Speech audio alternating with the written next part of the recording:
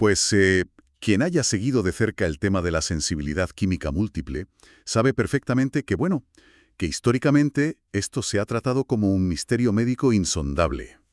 Ujú. Un laberinto absoluto de diagnósticos erróneos. Exacto. O sea, imaginemos la ironía biológica del asunto. Tenemos nuestro sistema inmunitario, que es la maquinaria de supervivencia más sofisticada que existe, y de buenas a primeras decide que, no sé, que el suavizante de ropa del vecino es el enemigo público número uno. Ya. O un ambientador con olor a pino. Eso es. Empieza una guerra sin cuartel contra una simple vela perfumada. Y de repente, dar un paseo rutinario por el supermercado se convierte en un campo de minas para el organismo. Es que es una paradoja evolutiva tremenda, la verdad. El cuerpo despliega todo un arsenal que está diseñado para combatir, parásitos letales o toxinas muy graves, pero lo hace frente a moléculas cotidianas que para la gran mayoría son inofensivas.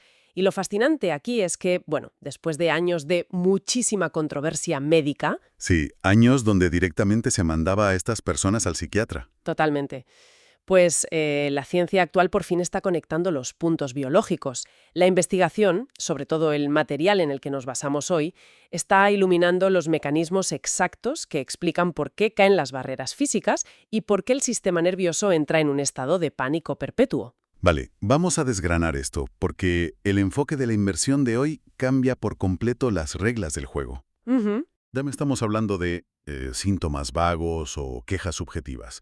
Ponemos el foco directamente bajo el microscopio.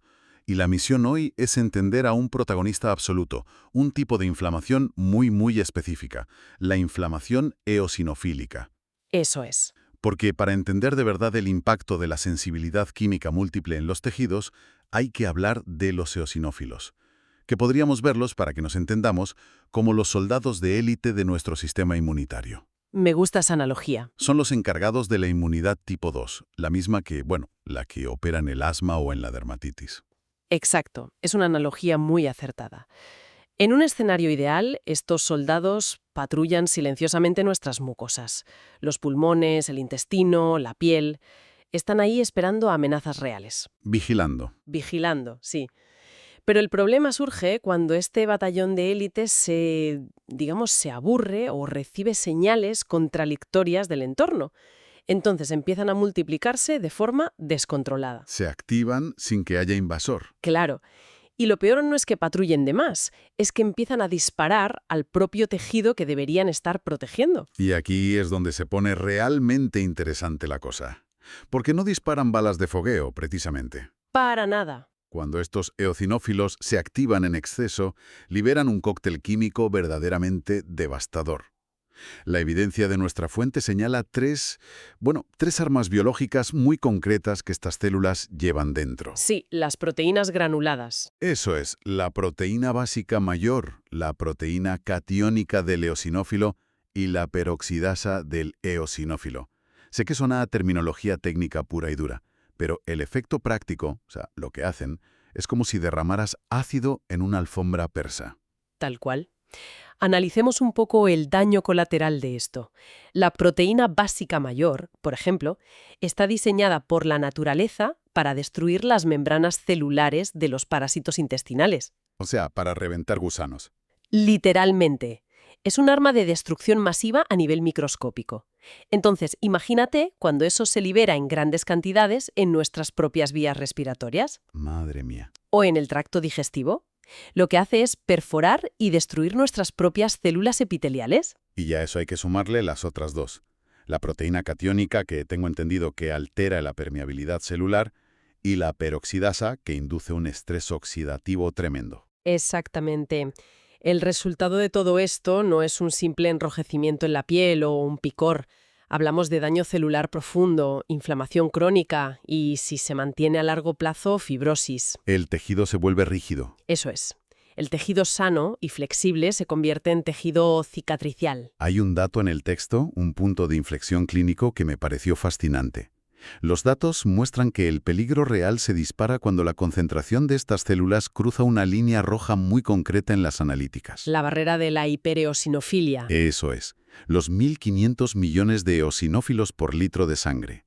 En términos médicos, cuando pasamos de ese 1,5 por 10 a la 9, 1.500 millones de soldados fuertemente armados por litro buscando cualquier excusa para soltar esas proteínas. Y sabiendo esto, claro, el salto lógico es preguntarnos cómo se relaciona este daño interno tan masivo con la intolerancia a algo externo. A un perfume, por ejemplo. Claro, al olor de un disolvente.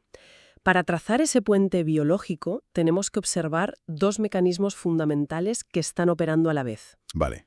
El primero es una alteración radical del umbral de tolerancia del cuerpo, lo que en biología podríamos llamar un estado de modo alerta permanente. Una hipervigilancia. Exacto.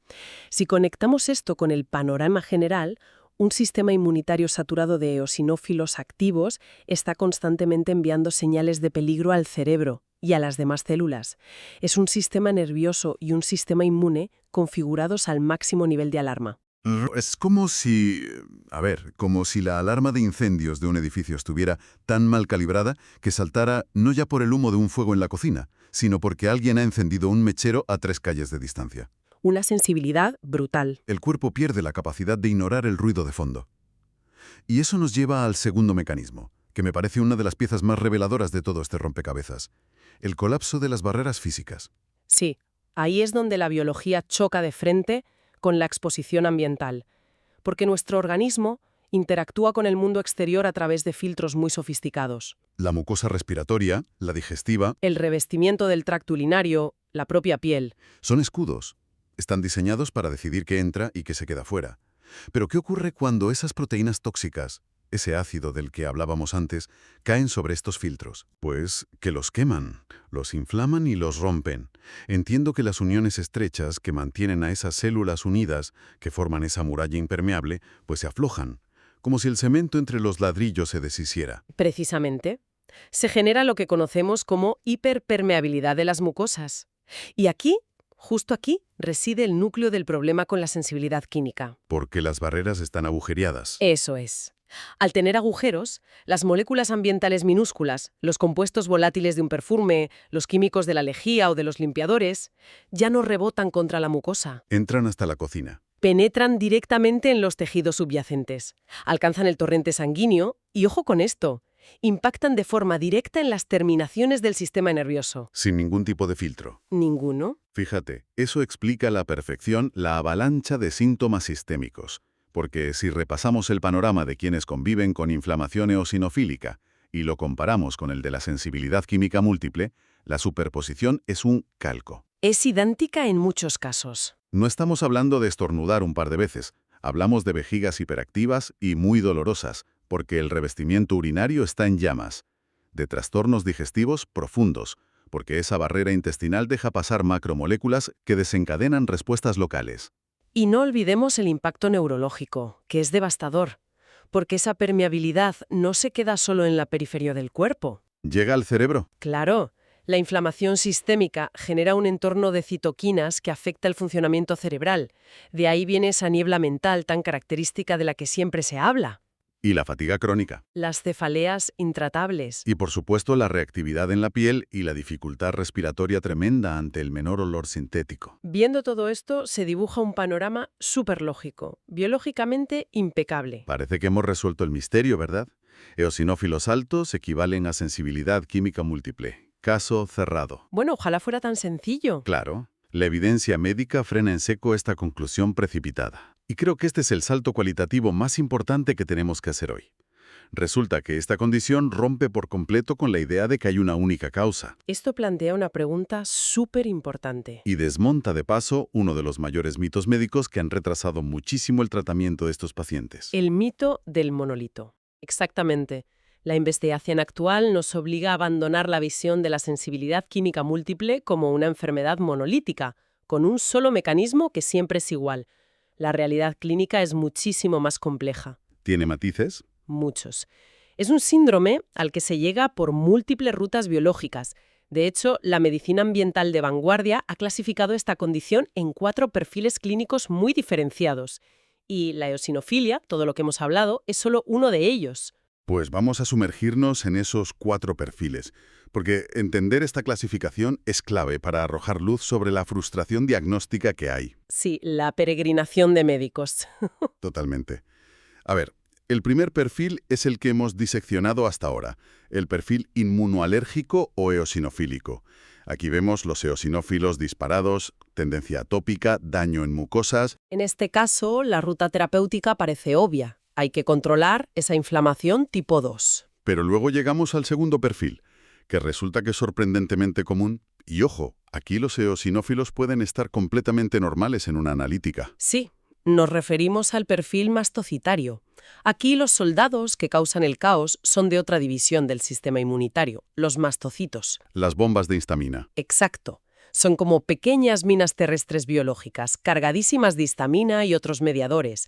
En este perfil, los pacientes sufren activaciones que generan verdaderas tormentas de histamina ante cambios de temperatura, estrés o químicos. Y presentan intolerancias cruzadas, rojeces extremas, caídas bruscas de tensión. La experiencia, desde fuera, es muy similar a la intolerancia química. Pero el motor biológico es completamente diferente. Y es vital diferenciarlo. Porque si das un tratamiento para calmar eosinófilos a alguien con los mastocitos enloquecidos, pues no le va a ser nada. No va a estabilizar absolutamente nada, claro. Luego la investigación presenta un tercer perfil, que francamente creo que es el gran responsable de todo el estigma médico y social. El perfil neuroinflamatorio o de sensibilización central.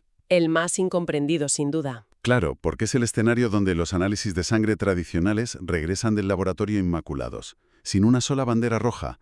Los glóbulos blancos están perfectos. Ese es el gran desafío clínico. En este perfil neuroinflamatorio, el problema no es un exceso de células de defensa en la sangre. Es un fallo en el software del propio sistema nervioso central. Un problema de procesamiento. Exacto. El cerebro y la médula espinal amplifican las señales de manera anormal. Una señal olfativa menor, un perfume suave, se traduce en el cerebro como un dolor insoportable o una migraña fulminante. O sea, la vía de procesamiento está hipersensibilizada. Las analíticas inmunes salen normales y, por desgracia, eso suele derivar en que al paciente se le diga que todo está en su cabeza, cuando la realidad es que hay una amplificación sináptica real, un problema neurológico profundamente incapacitante. Es como si el control de volumen del sistema nervioso se hubiera quedado atascado al máximo, distorsionando cualquier sonido ambiental, por muy leve que sea. Muy buen ejemplo. Y por último tenemos el cuarto grupo, el perfil de disfunción de barrera y detoxificación. Este amplía aún más el espectro. Aquí ya entramos en el terreno del metabolismo. Claro, aquí entran factores como la incapacidad del hígado para procesar y eliminar toxinas, enzimas hepáticas como las del sistema citocromo P450, que deberían descomponer los compuestos cotidianos, pues funcionan más lento.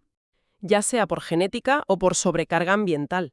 Si no puedes eliminar los tóxicos a la misma velocidad que los absorbes, esa acumulación es la que genera la sensibilidad extrema. Si te fijas, la complejidad de estos cuatro perfiles demuestra por qué los ensayos clínicos históricamente han dado resultados tan dispares. Y tan frustrantes. Porque si coges a 100 personas con sensibilidad química y les aplicas un tratamiento enfocado solo en el sistema nervioso, El del subgrupo eosinofílica no va a mejorar nada. nada en absoluto. Y esa falta de respuesta no significa que el síndrome se ha inventado.